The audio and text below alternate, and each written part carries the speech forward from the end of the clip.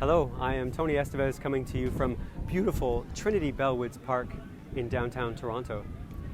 I just want to give a quick shout out to the entire team at Reset who put on an amazing event today that I got to be involved in. And it was a pop-up playground.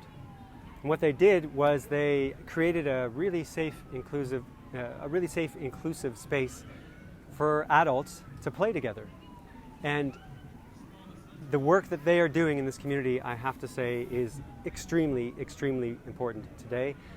And in particular, they stated that part of what they're doing and why they're expecting more than 1,000 people to go through this type of pop-up playground this summer is because they're really working towards this city's social recovery.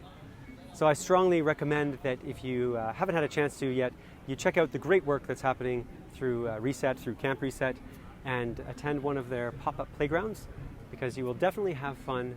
You will certainly connect with other adults, some other people, and you just never know who you might meet there. Thanks very much. I'm Tony Esteves. Have a superb day, and if that's not good enough for you, why not just go ahead and have a fantastic life? Take care.